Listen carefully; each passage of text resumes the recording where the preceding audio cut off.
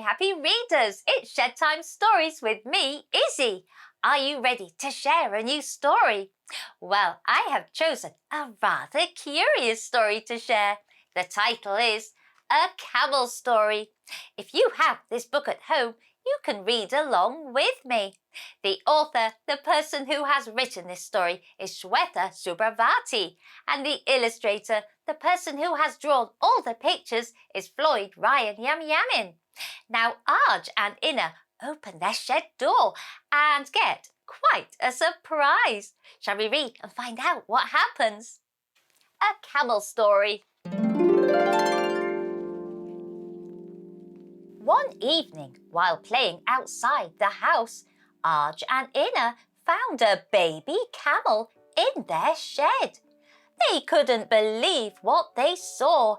Living in Central Australia, they'd seen camels in the wild before, but never thought they'll ever see one in their shed. Ina, who was older, thought it was a dream. She blinked her eyes a few times, but still the camel did not disappear. Arj, the impulsive one, was so excited he wanted to play with the camel straight away.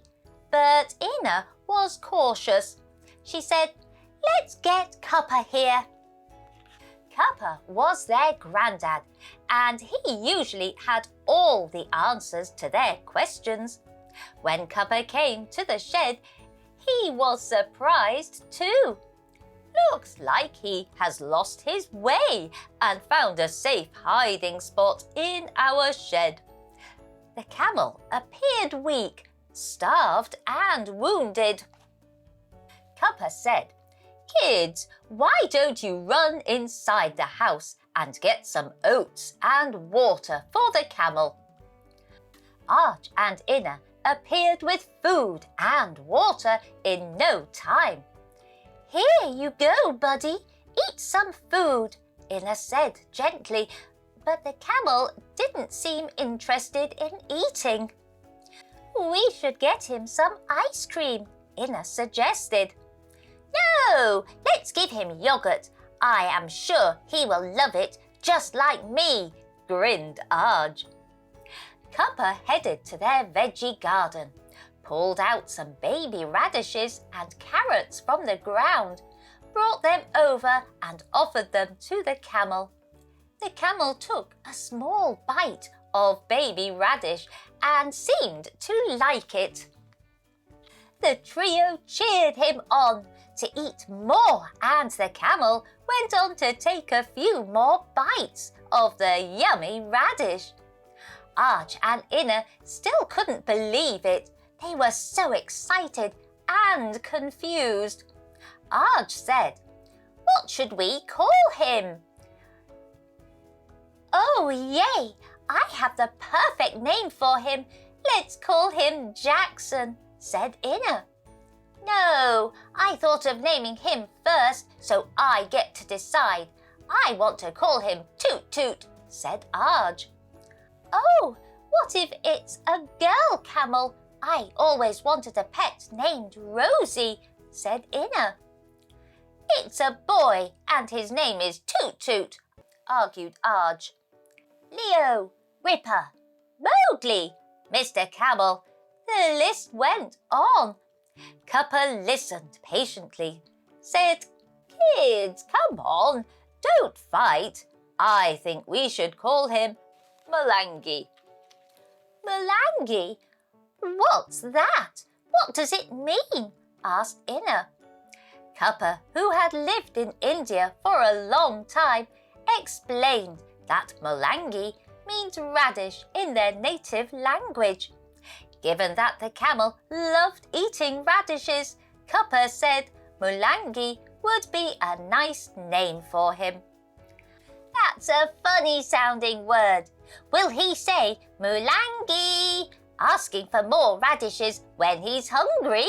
said Arj. Everyone laughed. Ina, who always showed interest in learning new words from different Indian languages Kappa knew, thought Moolangi was an interesting word, but to simplify the name, she suggested, "Why don't we call him Moo Moo?" "I like Moo Moo," said Arj. A few days went by, and it seemed like Moo Moo was doing much better. He ate a lot more radishes, and also baby carrots, grass, and occasionally oats. Ina and Arj loved checking in on him every chance they got, and were just pleased that they finally had a pet. One afternoon, Arj and Ina's cousins, Nick, Anjali and Kiran, came over to meet Moo Moo and brought different homegrown veggies for him. They couldn't believe how friendly he was. After petting and playing with Moo Moo for a while, the kids decided to play a game of bat and ball, commonly known as cricket, on the pathway next to the shed, while Moo Moo stood outside watching and munching some juicy radishes. Arj wanted to bat first, as always, and as he stood to bat, zoom came the first ball. He hit the ball with the bat straight to the fielder. He decided not to run to the other side of the pitch and lose his turn to bat. As the second ball came along, Arj swung his bat even harder and hit the ball straight up onto the roof of the shed. "That's a 6!" yelled Arj. The rule set by Kappa, who was a retired cricket umpire, was if the ball went onto the shed, it was a 6. But whoever hit it up there had to go up onto the roof to fetch it. Kappa was watching the kids from the front porch, quietly smiling as he sipped his cup of coffee. As Arj was about to climb up the ladder propped up against the shed, something amazing happened. Moo Moo, who was busy munching, suddenly stood up, popped his neck over the shed roof, looked around and spotted the ball. He carefully picked it up with his teeth and dropped it near Arj's foot. The kids got very excited seeing what Moo Moo did. They cheered so loudly that it startled Moo Moo. The kids couldn't believe it. They wanted Moo Moo to do the ball trick again. Arj and Ina's cousins, Nick, Anjali and Kiran, all took turns to bat one by one. Every time they hit the ball onto the roof, up went Moo Moo to grab the ball over and over again. The kids couldn't stop cheering him on. It certainly seemed like Moo Moo was enjoying all the attention he got. As more days went by, Moo Moo became the talk of the town. The kids from the neighbouring suburbs and more friends of Arj and Ina came over to pet him and brought him lots of homegrown veggies. And every kid visiting him had only one request. They all wanted to see his ball trick. Moo Moo spent most of his time outside the shed, eating and waiting for Arj and Ina to come home from school. Arj and Ina loved playing with him too. They made sure to finish their homework and daily routine soon enough so they got more time to spend with Moo Moo.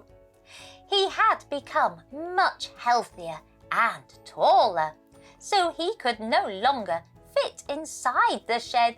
He only went in the shed during night time to sleep.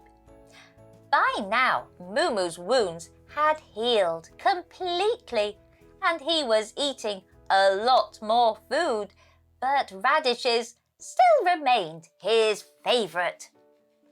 When he was sure that Moo Moo was healthy and strong, Kappa knew it was time to sit the kids down and talk to them about the right thing to do. He said, "I know you love Mumu very much and he has become part of our family, but his real family are somewhere in the wild and he belongs there. You have seen how he doesn't fit inside the shed anymore. He is only going to grow taller and we cannot keep him here forever." Ina and Arj were listening intently. They knew Kappa was right, as always. "So what do we do next?" Kappa explained he had called the animal rescue team to return Mumu to the wild, and they would be here in a few days. Arj and Ina's heart sank, but they understood it was the right thing to do.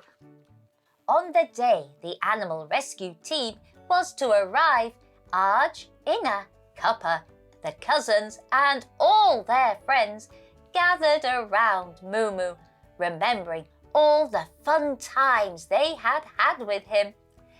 Even Mumu looked deep in thought, chewing his radishes. As the rescue team guided him into the truck, everyone felt sad, but they knew that Mumu was going to have lots of adventures out in the wild. Mumu seemed excited, and why not? After all, the truck was filled with his favourite food. Radishes, white, red, yellow, purple. He had plenty to eat for many days to come and share with his family in the wild.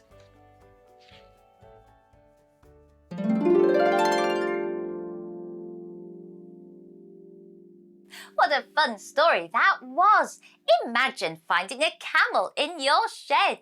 Arj and Ina were certainly surprised, and with the help of Kappa, they gave him the perfect name, Moolangi, meaning radishes, because he loved radishes.